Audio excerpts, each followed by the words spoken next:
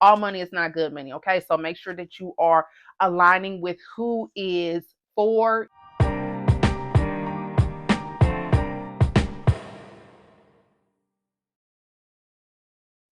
Hey, hello. Welcome back to my channel. It's your girl, Aisha, and I'm super excited about today's video. So, if you are a business owner or thinking about having a business, you would want to tune into this episode. Okay, you want to tune this in. Get your paper out, get your pencil out. If you are a coffee girl, get you some coffee. If you a tea girl, get you some tea. If you are a tequila girl, go ahead and fix your drink. We're getting ready talking about business. We're getting ready to talk about business today. We're going to talk about business, and I'm going to give you guys the 5 things that I've learned in 5 years of being in business. So let me just give you a little rundown, or I'm just going to let you guys know about my company and the things that I have did. So I do have my notes here, okay? So I do have my notes, but I am going to tell you guys a little bit about my business story. All right. So if you're not already, like and subscribe to this channel. Be sure to screenshot this, share, and let me know on Instagram at Deasia, the CEO, that you are tuned in. So, all right, let's jump into it. I started my business in 2018. I started with the credit. I had a credit repair business at first. Okay. So I started this in 2018 after me fixing my own credit. So my own credit was at 426 or 420. It was bad. Okay. It was really bad.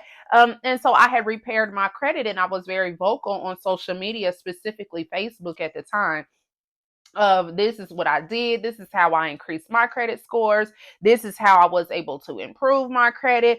And I shared my story, and it made people want to.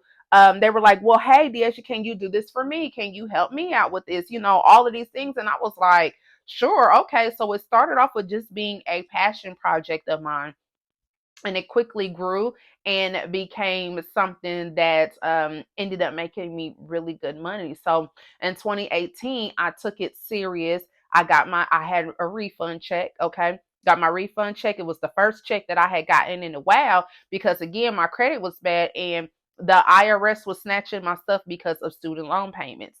So then I go and I use my refund check to start my business, and I got my LLC, I got my EIN number, my website, my professional email, my business phone, and getting my business phone number, which I use Metro PCS. Like, you ain't got to go and get nothing expensive. Okay, you could just go and get you something from Metro, $30 a month. I still got the same. I don't have the same phone, but I got the same business phone number. Like, same thing, been working, not going to change anything that's not broken. Okay, got my business phone, and then I got the software that I needed at the time, so I had purchased that, and I began working in my business. So it was in 2018. Things are going good. I Clients are rolling in. I am making more money in my business than I did at my job. So I worked in human resources. So I did benefits. I was a benefit specialist for the city of Anderson. So I worked for the city. Really good job. I made 50K a year, and having just me and my child and doing that, that was really good money at the time.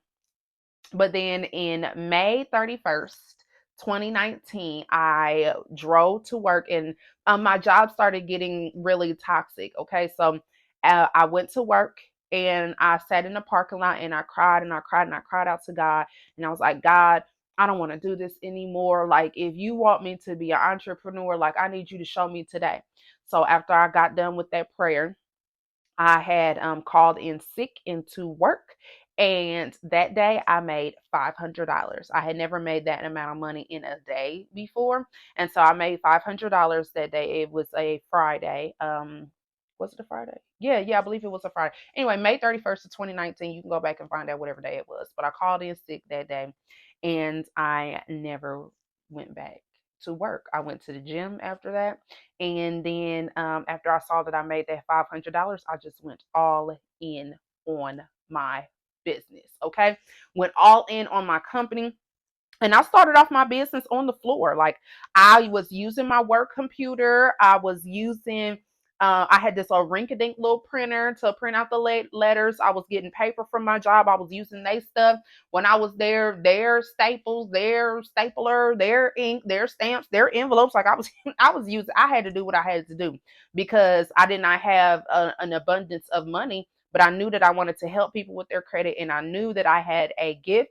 And so that is what I did. So that is just my backstory of how my business came to get up and how my business came and the things that I was doing in my company and how I was able to start my company. And it grew in 2020, the COVID happened. We was all on shutdown. I was at home with my son.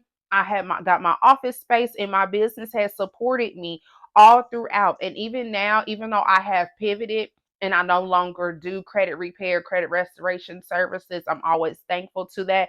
And I'm always thankful for my business because it really has supported me. Like, my business really had my back. Okay.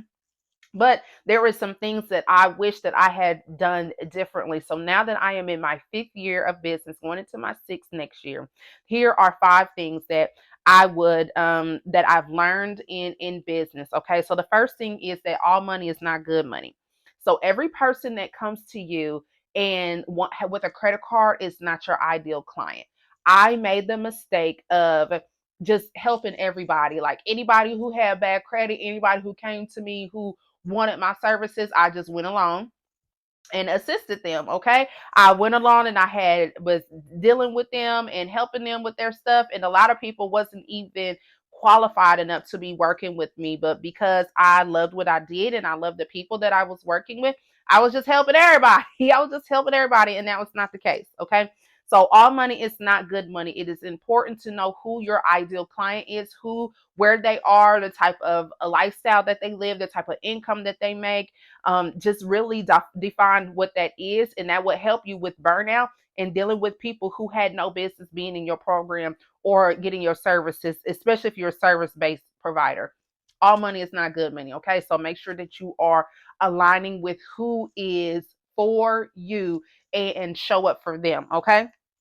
The second thing is that the things that I've learned in business is that you should know your numbers. Okay, and when I say know your numbers, like really know how much it costs for you to do business, know exactly how much your monthly expenses are, know exactly where all the money is going.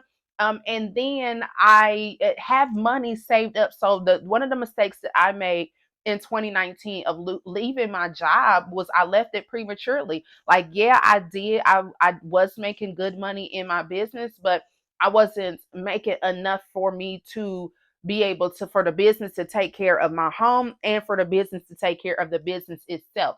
So it forced me to get into hustle mode. Okay. It forced me to be like on go mode all the time because I'm like, shoot, I need to make this money. Okay. I got to have these coins. And so, really know what your number is, know what your survival number is. So that is something that I tell my clients all the time that I mentor. Okay, it's like you need to know what your survival number is. You need to know what the very bare minimum of number is for you to be able to live. Okay, so that goes to all of your subscriptions for your business and personal. Know how much it is for how much it costs for you to keep your business going and keep your overhead low, so that way that your expenses is not above the type of cash flow that you're coming in. So that is where, when I do cash flow analysis for my clients, I'm looking at the amount of cash that's going in and going out. Make sure that you have more money coming in than you do going out. Okay. A lot of entrepreneurs make the mistake, and I know I did early on in my journey of living paycheck to paycheck, living invoice to invoice. Okay, so know your numbers before you really get into business. All right, and that will save you a lot of headache as you are growing and progressing. All right, so number 3 is to read your contracts. Okay, when I was investing in different coaches and things, I have invested a lot of money into programs and stuff that wasn't worth a lot of money. I have made the mistake of getting into things that was not really helpful, and it was not in my strategic plan of what it is that I wanted to do. But read your contracts, y'all. I made the mistake of partnering with a tax person to help up level me or whatnot. And the information that they taught me was good, but I did not know that I was locked into a contract. And that after I had paid my money to get the learning and to get the information, they had in the contracts where I had to pay them this extra amount of money. And then they hit me with this invoice after I had already like, made sure I cleared everything. It was like, no, you owe this amount of money. And I was like, whoa, who? Okay. So when you are partnering with people, when you get into partnerships, when you do certain things in business with other people, make sure you are reading the contracts, the fine print. You may be locked into something that you didn't even know that you was going to be locked into, and they may try to spew out and put, what I'm saying, make you try to get extra money. So do your due diligence of researching who it is that you work with.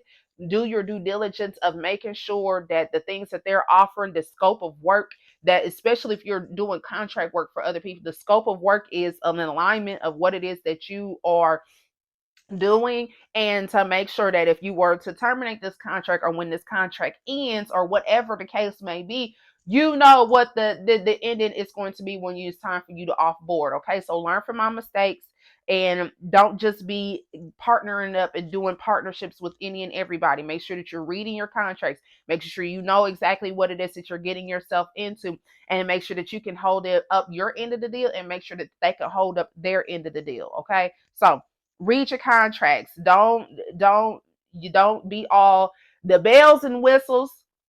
It may seem like it's all of that, okay? But read over that and make sure you're reading over the fine prints, because all partnerships are not good partnerships, and all partnerships that are not aligned with what it is that you want to do, or if you just springing up and doing some stuff that is not in your strategic plan, you need to go to God and go back to your strategic plan and make sure that this is in alignment with what it is that you want to do. Okay, so read your contracts. Number 4 lesson that I have learned in business is that you should not be afraid to pivot. Okay, do not be afraid to pivot. What you started doing in business may not be the same thing that you continue to do as you're going forth in your company. Okay, so use my story as an example. I started off with doing credit repair. I was really good at credit repair, and I thought that I was going to be doing credit repair forever. Come to find out, I don't want to do it no more. Okay, come to find out, I don't want to do it no more. So don't be afraid to pivot. You can change and upgrade as many times as you want to. Okay, if you start off doing nails and now you don't want to do nails no more, you want to do lashes, go ahead and do that. Don't be afraid to pivot. All right, find out what it is that you want to do and then go in on that. And with being an entrepreneur, being a business owner, you're not stuck to doing one thing. I've made several pivots, but the main one was going from credit repair to now only doing taxes and bookkeeping. So as my ideal client and as they evolved and grew, my business evolved and grew too. And then as I have, like, now I have my master's in business and I'm teaching business at a university. I no longer want to sit behind and just do, the little itty bitty things. I want to do more teaching. I want to do more trainings. I want to do more um, speaking engagements. So I have grown in my business career and positioning myself as a business instructor. And so don't be afraid to pivot if that is what is in alignment for you and your company. All right. Do what it is that you need to do to make sure that you can get all that you want to get and that you can show up as the best version of yourself. Okay. Don't be afraid to pivot. And the last thing, the final thing is have a plan. Have a plan, a business plan. Now, the things that I do for business is not the sexiest. Okay. It is not the sexiest thing that I do. Okay. I do strategic planning. I do research on the companies. I'm doing cash flow analysis. I'm doing business analysis. I'm doing business audits. Those are not the sexy things in business, all right? But if you can't afford to have a consultant at right now, go and go on Etsy and find you a business plan. Find your business plan template and download it and put in the parts of that will work for you. Okay.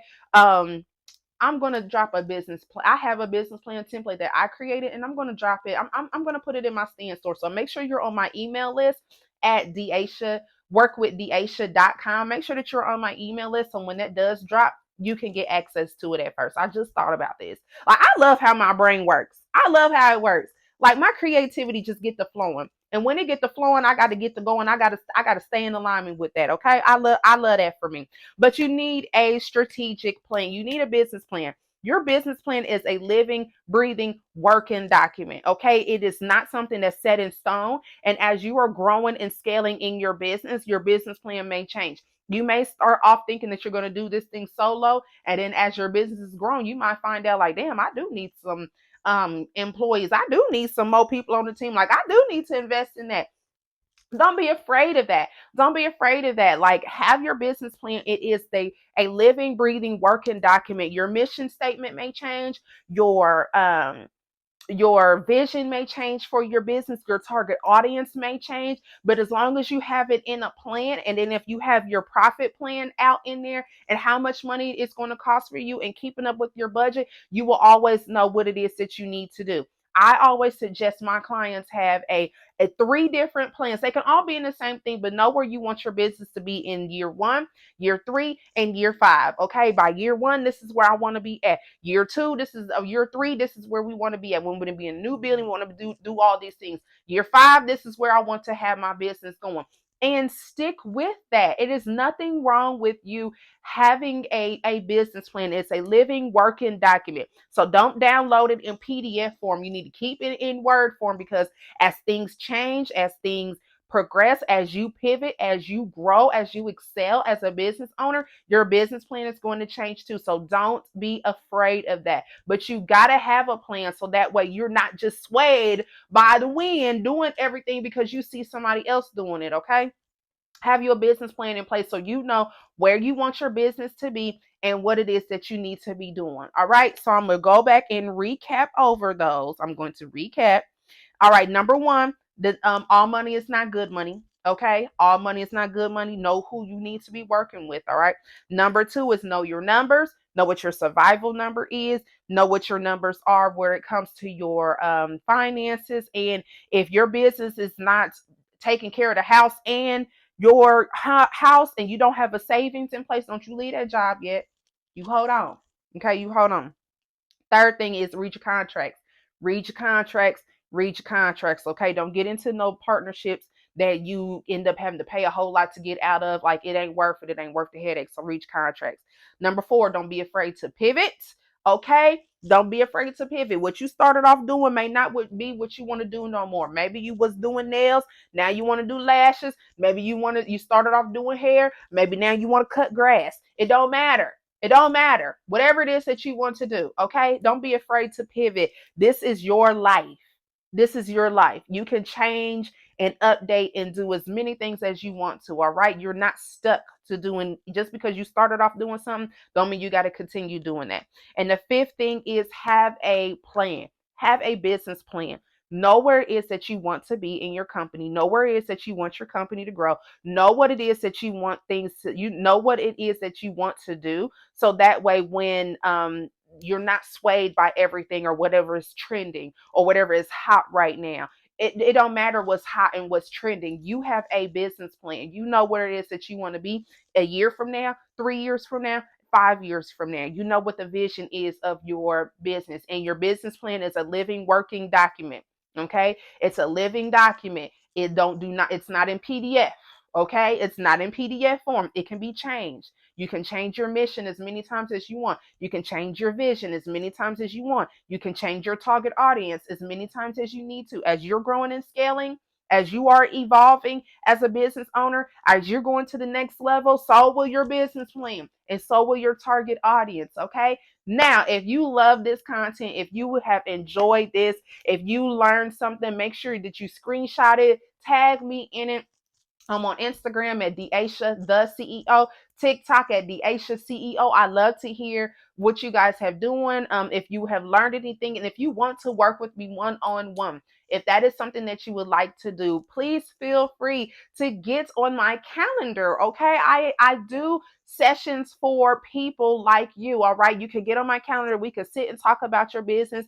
I can find out what's going on, and we can pinpoint where it is that you need to be. Now, if you want to be mentored by me, if you want to be mentored with me and like work on you one-on-one more than just a one-time session, let me know. Like, get on my calendar. Let's sit and let's talk about it. Okay, and then we can do a mentorship. I have opened up my 3-month mentorship, and it's only $3,000 to work with me for 3 months. All right, we're going to go over your business. I'm gonna do an audit over your company, find out what's going on. I'm going to do a cash flow analysis, see what you got going on in your company, and then we're going to build a strategic plan together for your next year, because this we can do this in 3 months. But this 3 month of work, and know that I'm not going to play with you. It's going to change the trajectory of what's going on in your company. It's going to help catapult you to the next level. I guarantee it. Guarantee it. But anyway, you want to work with me, click the link in the description box. If you're listening to the audio version, my link is on in the show notes. Go ahead and click that, holler at me, and I can